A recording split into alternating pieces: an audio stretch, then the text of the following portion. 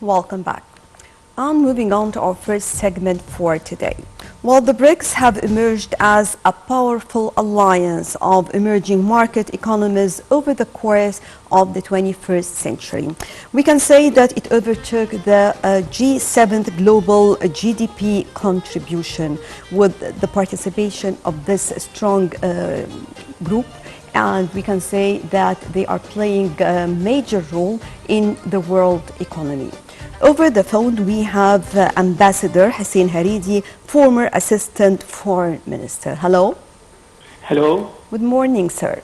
Good morning to you, madam. So, Mr. Ambassador, first of all, how do you see that the BRICS overtook the G7's global GDP contribution with the participation of these major members?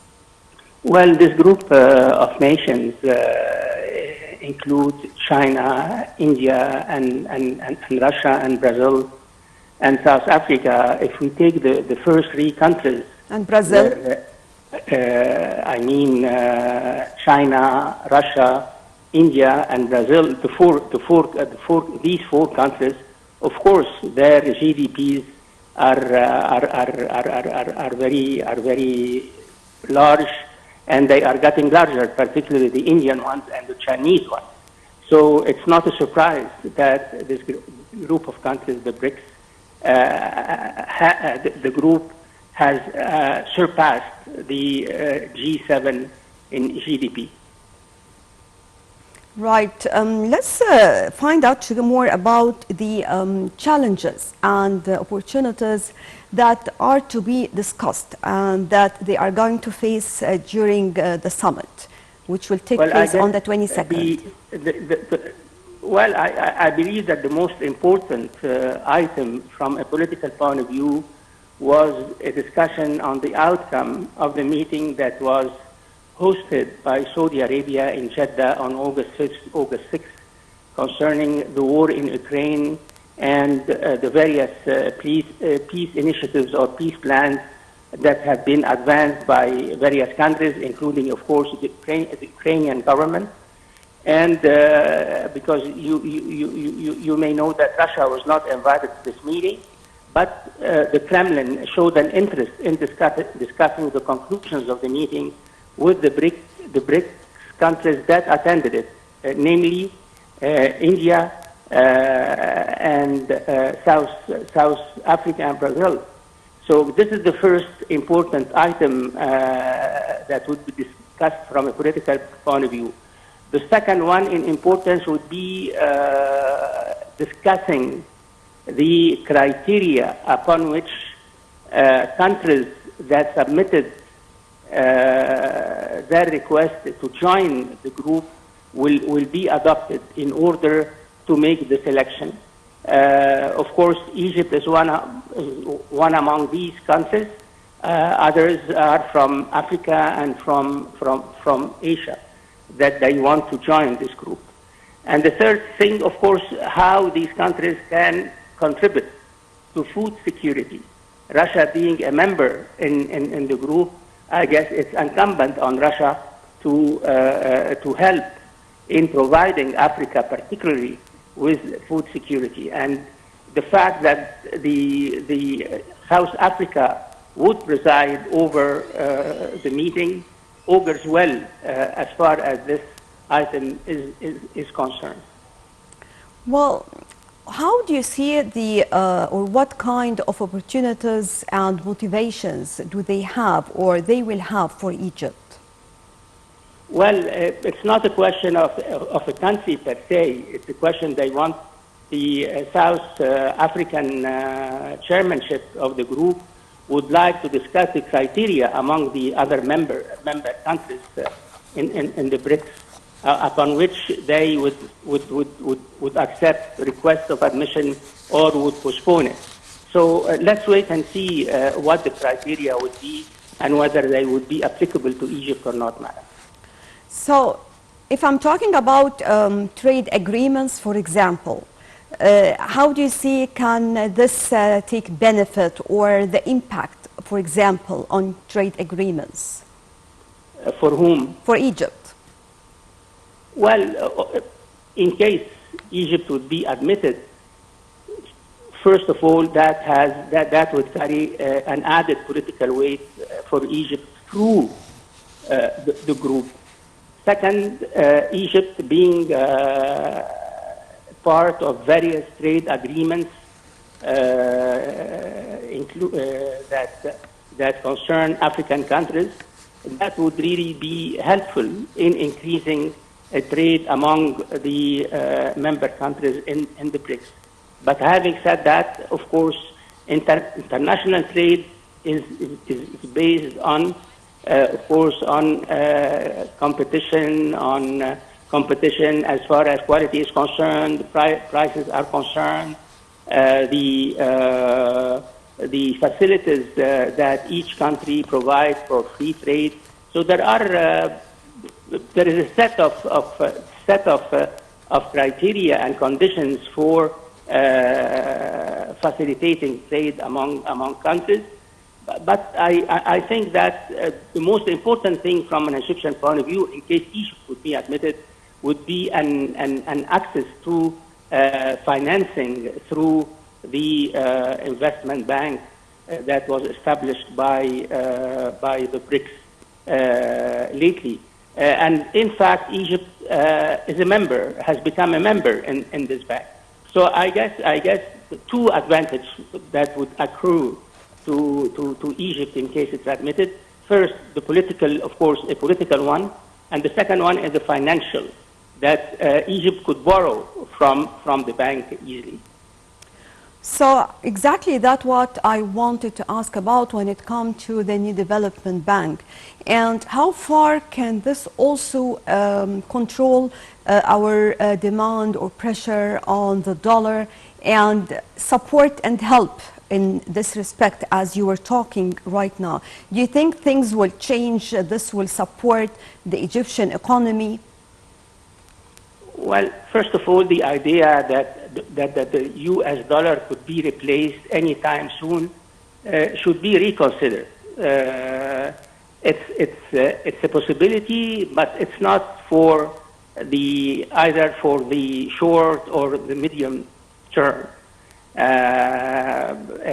This is the first thing that I would like to underline.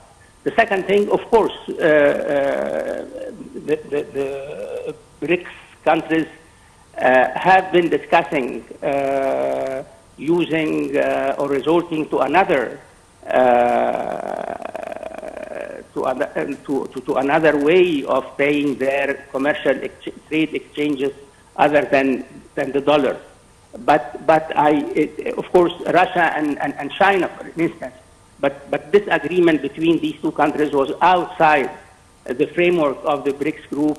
Have agreed on the gas deal between the two countries would be paid through the Chinese currency.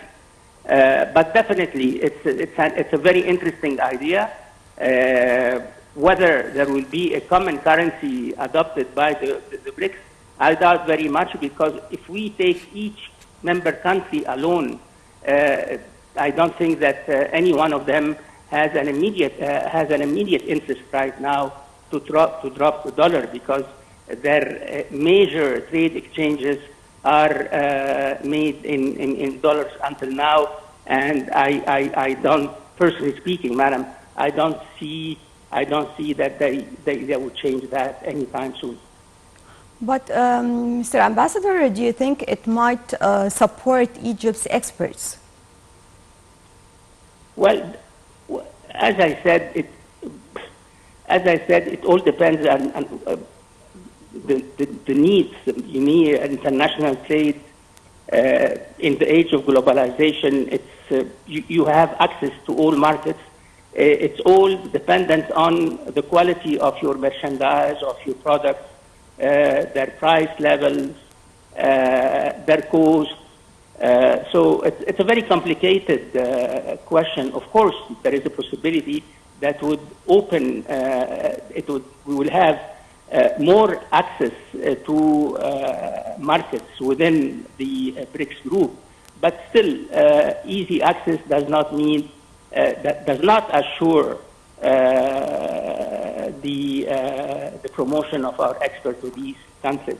There are other variables, economic, financial, logistic variables that weigh on the export of one country to another.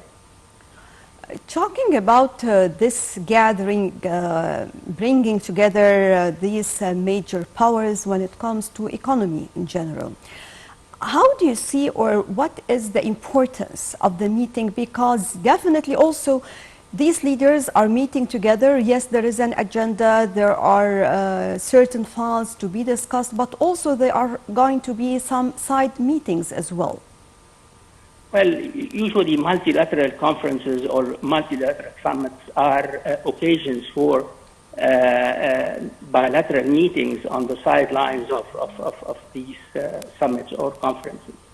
Definitely, the BRICS group is gaining in importance on the international scene for the simple reason that you have major powers, Asian and African and Euro-Asian powers in it, Russia, China, India, Brazil, South Africa. So this group of countries are taken into account, and the future of the BRICS carries hopes for more influence on international relations. Definitely, as the Russian president said 2 days ago, addressing a security conference in Moscow, he said that we are witnessing today the emergence of a multipolar world. In this multipolar world, I expect that the BRICS countries would play a certain role in managing international relations. Well, how do you see the fact that talking about the relations or the expansion of the relations between Russia and Egypt, and now we can see different means of cooperation in different domains? Well, Russian-Egyptian relations could be taken as a case study in relations between a superpower or a great power and a medium power. And this is the first thing. Secondly, relations between Moscow and Cairo, they go back to the mid-50s until the early 80s or the early 70s, and then there was certain kind of coolness during the Sadat era between Egypt and the former Soviet Union. But when the former President Mubarak came to power in 1981, he tried to correct this. And of course, during the last few years, relations between the two countries have been developed, and now there is what's called a comprehensive strategic partnership between the two countries. We have to take into account, we should take into account, the younger Egyptian generations should learn that Russia has always stood by the side of Egypt, whatever the reasons that motivated such a policy, but still Egypt, what we are proud of, that we fought in the October War and during the war of attrition from 1968 to 1970 with Soviet weapons, and we crossed the Suez Canal with Soviet weapons, and we had built the Aswan Dam with the help of the former Soviet Union, and we are building today the nuclear power plants in Dab'a on the Mediterranean coast with help from Russia. So we should take all this into account.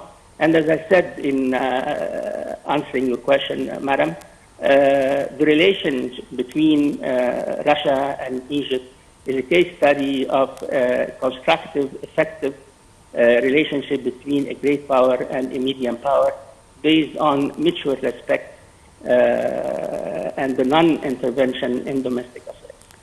So, do we expect more projects to be implemented by these countries as well, if we are talking about Africa or some of the developed countries here? By whom, madam? I'm talking about still the major powers of economy. Are we still talking about BRICS, or we now The discuss BRICS. different matters? Hello? Hello? Yes, madam. I'm talking about the BRICS in general. Uh, These major well, let's countries. wait and see, madam. Let's wait and see, madam, what would come out of this summit conference in South Africa late Right. this month. Ambassador Hussein Haridy, former Assistant Foreign Minister, thank you very much for Thank joining you. us.